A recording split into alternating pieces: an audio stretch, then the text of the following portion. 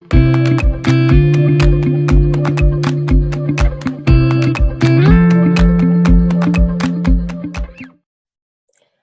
pessoal, tudo bem? Meu nome é Ludmila Pimenta, eu sou fundadora do RH Lab, é uma consultoria onde a gente desenvolve projetos focados para inovação em recursos humanos, desenvolvimento humano e organizacional, área de gente. A gente tem 3 frentes de trabalho, então uma delas é a transformação. Então, dentro dessa visão de transformação que a gente tem vivido, eu acredito que a área de RH, ela é o sistema nervoso central e acredito que tudo tem que passar por ali. Então, faz sentido para mim que a inovação também seja multiplicada e propagada pelo RH. Então, dentro de uma visão assim, até de empoderamento mesmo desses profissionais, a gente tem a nossa segunda frente, que é a capacitação desses profissionais. Então, a gente traz as novas tendências que têm surgido aí para a área de RH e temos desenvolvido excelentes experiências para esses profissionais. E o terceiro é o laboratório de aceleração, onde a gente consegue trazer de forma rápida uma solução para um desafio que é real dentro do dia a dia, um desafio que esteja realmente ali, que bateu na sua porta e você precisa de uma solução rápida, rodando já. Então, a gente trabalha dentro dessas 3 frentes, grandes frentes. Além de conteúdo, né? Então, Employee Experience, projetando para a experiência do colaborador através da inovação no RH. Antes da gente começar a falar de fato o que é Employee Experience,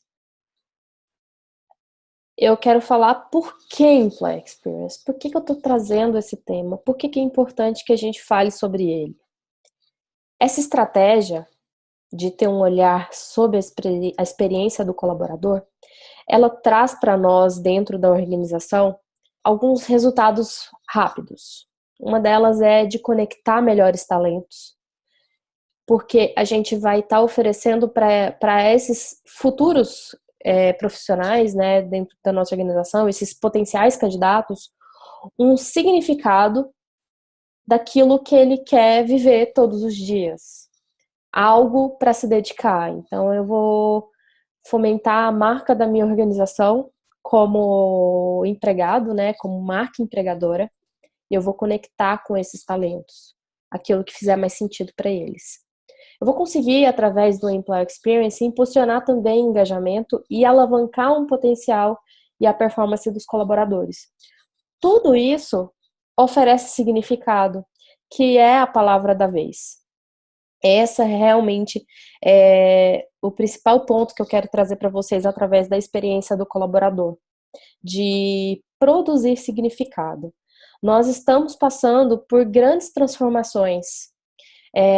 Eu digo que nós estamos no mundo fluido, que é um mundo em flow, onde a gente não para e com vários fenômenos acontecendo ao mesmo tempo. Então, por conta de todas essas variáveis juntas, aumenta o sentido de caos, aumenta aquela sensação de caos. E dentro de uma sensação de caos, a gente vai para um lado ou para o outro, para aquilo que fizer sentido para a gente, né? Tiver significado. Então, é isso que eu estou tentando trazer como principal, como a chave para trabalhar em Employee Experience. Então, vamos falar um pouquinho sobre o que é experiência para a gente tentar entender como que isso pode ser produzido na prática. E onde que surge, né, o significado no meio de toda essa experiência.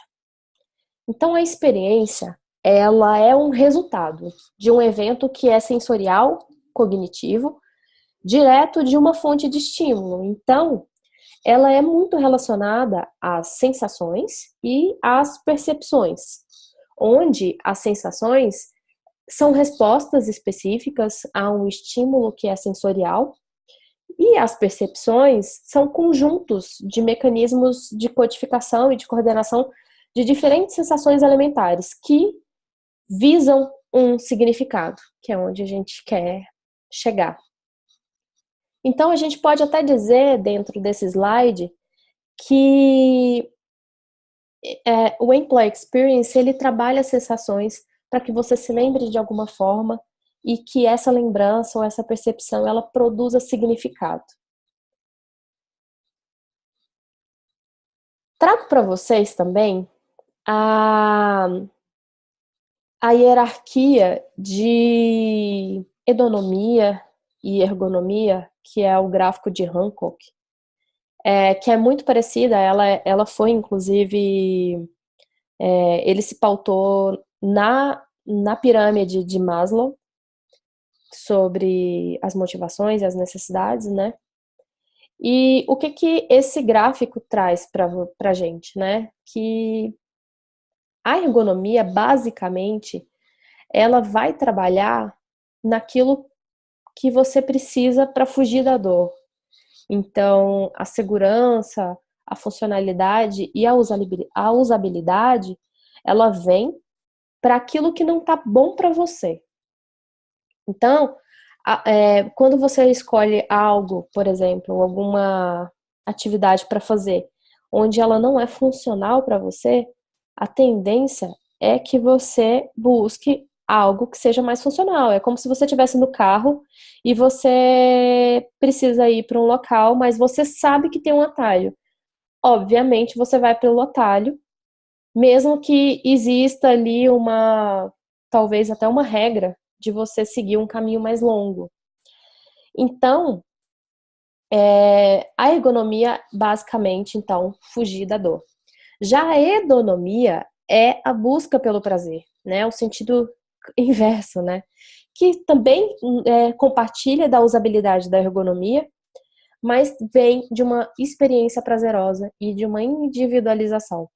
Então, se você for ver aí nessas setas do lado esquerdo, a, a ergonomia ela vem do individual para o coletivo e a ergonomia ela vem do coletivo para o individual, mostrando que o significado ele é muito único. O prazer ele é muito único. Nós temos motivações diferentes e é muito importante que a gente leve isso em consideração quando estamos falando de employee experience. Afinal, nós estamos trabalhando, às vezes, com vários colaboradores, né? Nós sabemos aí que temos organizações que têm, sei lá, 5 colaboradores e tem organizações que têm 10 mil. Então, como é que a gente vai trabalhar experiências que possam ser prazerosas para os nossos colaboradores quando a gente tem tanta gente envolvida? Considerando aí que cada um tem uma motivação e cada um tem um significado. Existe a sensação já é única para todo mundo, e o significado, a lembrança, né, o que te lembra de uma determinada situação, ela é muito específica. Então, dentro disso que eu falei, será que a gente pode projetar a experiência dos colaboradores? Será que a gente poderia dizer que nós projetamos a experiência para alguém? Bem, não. A gente não projeta a experiência para ninguém. A gente pode projetar para a experiência dos colaboradores. Justamente porque o significado ele é único para cada um. E dentro de projetar para a experiência dos colaboradores, a gente encontra então o Employee Experience, que ela é uma interseção entre as expectativas, as necessidades e as motivações, tanto dos colaboradores como dos potenciais candidatos, né, dos candidatos, dos potenciais colaboradores, e aquilo que a organização promete. Então, a proposta de valor do colaborador, a política interna, os processos, as ferramentas de trabalho, os rituais internos, as pessoas, a estrutura física e também a estrutura digital. Então, o Employee Experience, ele vem para unir aquilo que é a expectativa externa, né, ou interna quando se trata de um colaborador que já entrou dentro de uma organização, com aquilo que a organização promete que vai entregar. E quando a gente fala da promessa de entrega, ela é muito importante para a continuidade do processo de employee experience. Porque mais do que reconhecer e falar, olha, eu estou oferecendo um ambiente inovador, eu estou oferecendo um ambiente de aprendizado, na prática, o colaborador ele quer ver se existe mesmo esse ambiente de aprendizado. E então, dentro de Employee Experience, eu trago para vocês o gráfico da jornada do colaborador, para vocês verem que candidato e colaborador, ele está muito ligado, né? É uma jornada única. Porque a jornada, ela só começa quando o candidato encontra a organização. É o primeiro contato, pode nem ser que exista uma vaga. É o primeiro contato com a organização, pode ser ele enquanto cliente, inclusive. É a forma como ele percebe e que ele vê uma empresa. Então, essa empresa ela se torna potencial para uma possível vaga, e a segunda etapa é a aplicação desse candidato para alguma vaga ou para alguma oportunidade que se tenha.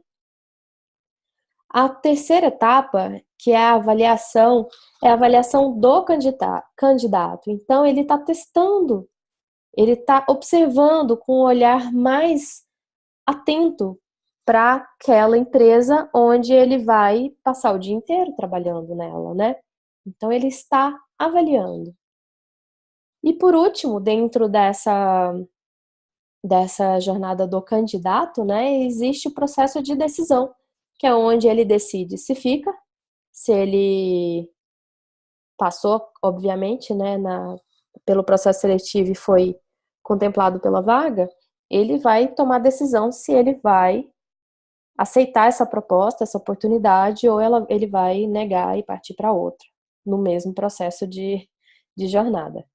Caso ele decida, ele entra na organização e aí começa-se a jornada dentro, né, do colaborador.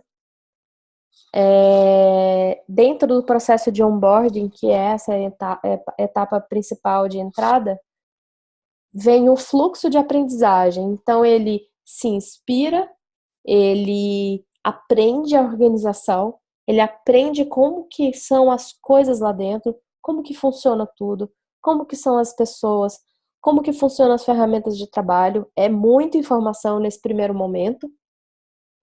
E depois de todo esse processo de aprendizagem, ele consegue respirar e dar prioridade para contribuir, que é onde vem o desempenho, que é onde vem a performance, né?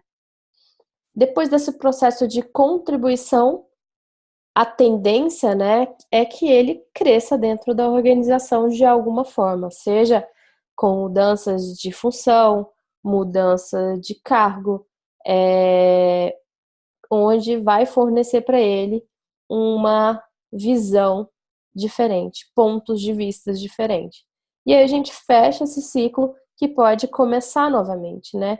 Que é ou com a saída desse colaborador da organização, ou dentro de um processo de crescimento, depois que ele assume, por exemplo, um outro cargo, ele pode de novo encontrar a oportunidade do novo cargo, se aplicar, avaliar e decidir, e por aí vai. E aí a gente consegue fazer esse processo infinito da jornada do colaborador.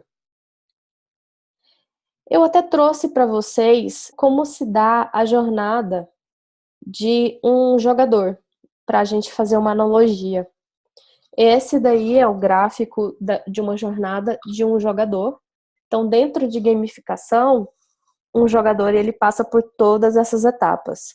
A primeira delas, está em inglês, discover, que é descobrir, é justamente a descoberta do colaborador pela empresa, como eu mesmo disse. Depois vem a etapa de onboarding, depois vem a etapa de imersão, que é onde ele aprende, que é onde ele joga, que são os ciclos do jogo, né? Que é onde acontecem as rodadas. Pode acontecer reconhecimentos e recompensas nesse período. E depois ele se torna um master. Essa etapa do master, ela é fundamental dentro dessa analogia que eu quero trazer para vocês, que é a seguinte. Um jogador master é quando ele já passou por todo o aprendizado dessa imersão. Então, quando eu estou jogando, eu já sei como funcionam as coisas ali no jogo. Mais do que isso, eu já devo ter errado, eu já devo ter acertado, eu já devo ter recebido prêmios, bonificações. Eu já passei por tudo isso. Eu já sei como, de fato, as coisas acontecem dentro do jogo. Mais do que isso, eu sei, inclusive, como burlar o jogo. Eu sei como ganhar mais pontos. Eu sei o que eu não devo fazer. Eu sei qual é o meu papel. E eu consigo tirar vantagens daquele aprendizado que eu adquiri. E quando a gente vai trazendo para a prática do RH, né? Quando a gente faz um processo de onboarding, que é a etapa de indução desses colaboradores dentro da organização, o que a gente percebe na prática, né? Começa tudo lindo. Então, você, na sua prática de RH, o RH, aquele colaborador novo entrou, é festa, é tudo legal, aquele colaborador está super feliz, super engajado. Só que a gente não prioriza também esse processo que é quando ele se torna um master, que é quando o onboarding já acabou, ele já sabe como as coisas acontecem e ele pode, inclusive, saber as regras do jogo e como tirar satisfação disso, como tirar vantagem disso. Não que ele não mereça tirar vantagem, mas quando a gente traz para o Employee Experience, a gente está pensando nessa pessoa que se tornou um expert, porque ela pode propagar cultura, ela pode propagar os valores da organização, ela pode ser um multiplicador de toda a jornada do colaborador. E com isso, a gente pode alavancar essa pessoa ali dentro, a gente pode fazer com que ela se torne um profissional de alta performance. E o erro que a gente comete é justamente esse, porque a gente desenvolve muito bem os primeiros processos e depois a jornada acaba. A gente não consegue dar uma continuidade, a gente finaliza os pontos de contato. E aí esse master ele fica sem o ponto de contato. E como ele tem uma percepção muito interessante da organização, como ela de fato é, se essa organização ela não estiver extremamente alinhada com aquilo que ela está oferecendo para os candidatos, a gente cria aí praticamente um pensamento que destoa, né, da prática. Então, aquilo que eu falo não é aquilo que eu de fato faço. E depois dessa etapa master, existe o reply, que é uma etapa de aprendizagem também, de crescimento, e aí ele volta para uma imersão. Então, se ele adquire uma nova função ou um novo cargo, ele volta para a etapa da imersão, que é onde ele percebe, de novo, como que as coisas acontecem, para depois se tornar um master novamente, até que ele saia da organização. Então, essa é a jornada do colaborador, faz muito sentido, né? Quando a gente traz isso, a jornada do jogador, quando a gente traz para dentro da jornada do colaborador. E qual é o nosso papel, então, né? Dentro desse processo de Employee Experience, o que a gente precisa fazer para que a gente consiga implantar primeiro essa estratégia e que a gente consiga trazer inovação para dentro da área de RH. Um primeiro passo que eu acredito é ter um novo olhar sobre o colaborador. Então, o colaborador, ele passa a ser um consumidor dos serviços de RH. Eles são nossos clientes internos. Eu até trouxe esse gráfico para vocês. Ele é um esboço que quem fez ele foi o Alex, que desenvolveu o Canvas, escreveu vários livros. E o que ele fala, né? Existe aí uma oportunidade que a gente pode encontrar quando a gente sabe o que os colaboradores realmente querem e não só a gente acha que os colaboradores querem, né? Então a gente consegue eliminar um pouco aquilo que a gente acha que eles querem E a gente foca de fato no que eles querem. Então a gente pergunta, a gente faz entrevista em profundidade, a gente de fato conhece o colaborador, a gente consegue produzir personas para esses produtos que a gente vai criar. E também um outro ponto importante dentro dessa oportunidade é aquilo que pode ser construído, que muitas vezes a gente não sabe ainda. Então, vai muito dentro desse desenvolvimento e capacitação dos profissionais de RH. Para a gente poder inovar e ter criatividade dos processos, a gente precisa sair dessa zona do que nós somos realmente capazes de construir, porque nós tendemos a ficar nessa zona verde, né? Que é aquilo que a gente acha que os nossos colaboradores querem. A gente pode até saber ali o que os colaboradores realmente querem, mas dentro de uma zona onde a gente sabe que somos capazes de construir. Quando a gente consegue contemplar aquilo que os colaboradores realmente querem, com aquilo que pode ser construído, que eu ainda não sou capaz de entregar, eis uma grande oportunidade do RH inovar. Então, eu diria que a gente precisa focar nessas duas frentes. E trago para vocês os pilares de estruturação de Employee Experience.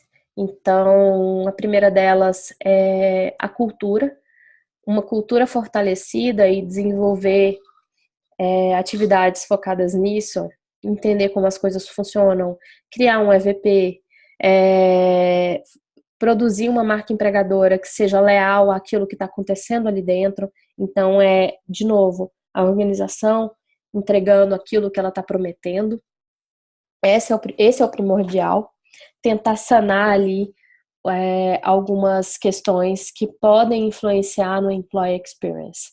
Alinhar, né? Fazer com que esse candidato, esse novo colaborador, por exemplo, ele venha para dentro da organização muito claro do que de fato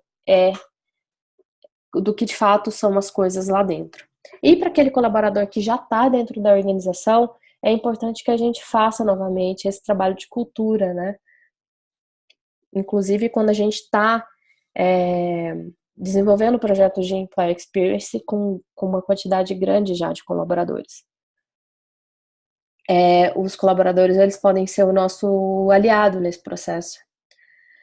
A segunda etapa da construção, né, de produção do Employee Experience é a tecnologia. Então, não adianta nada a gente ter uma super cultura, um super ambiente de físico, se a gente não fornece as melhores ferramentas de trabalho para os colaboradores.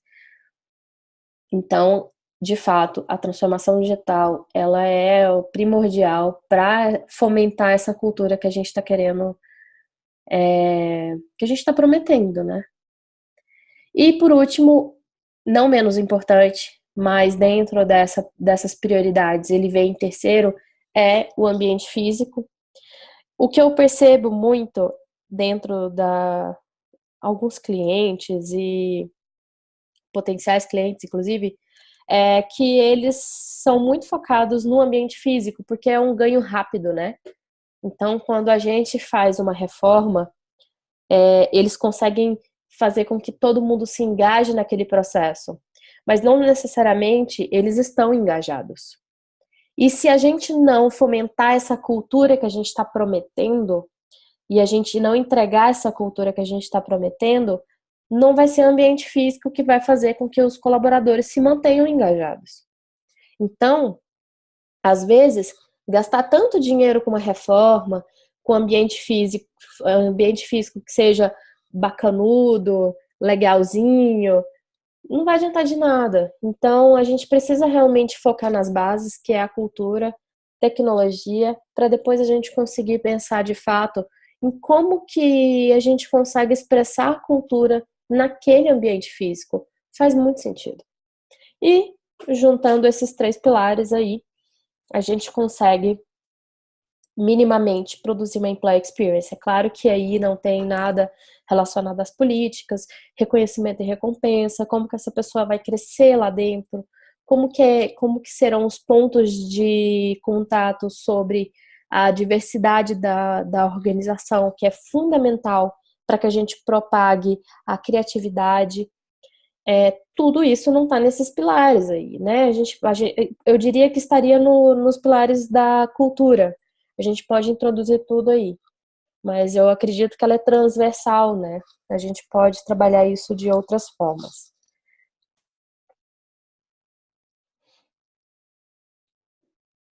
E, para finalizar, existem alguns comportamentos que são chave para que a equipe do RH ela comece a praticar inovação.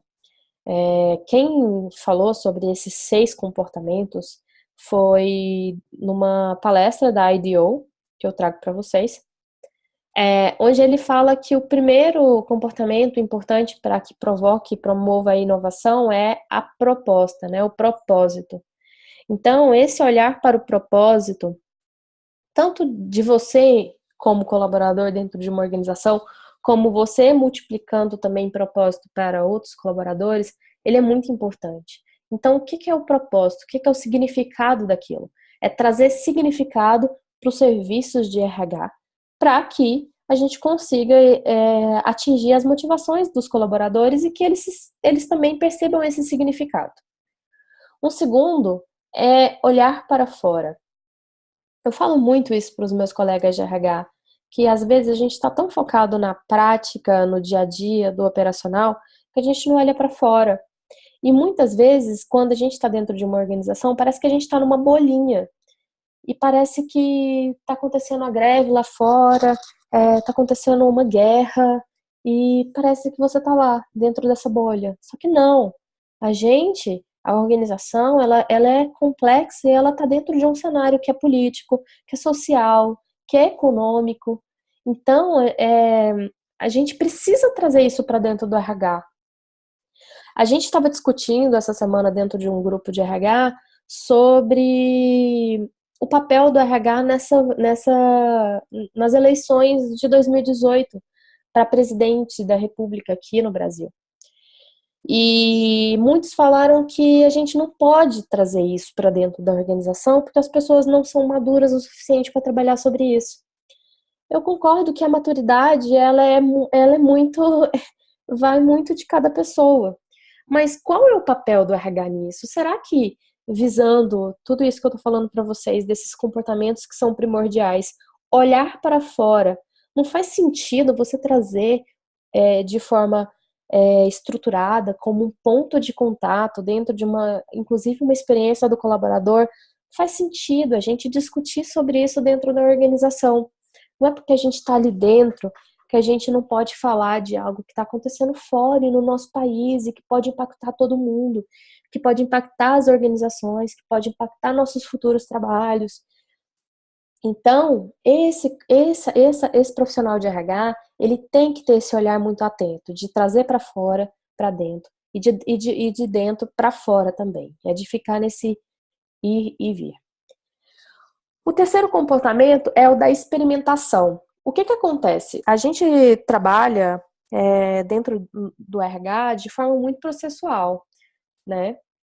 Então, às vezes, pode ser muito demorado desenvolver um projeto. Eu já conheci RHs que estavam, por exemplo, desenvolvendo uma avaliação de desempenho, que depois de 5 anos que eles começaram a rodar de fato aquela avaliação de desempenho.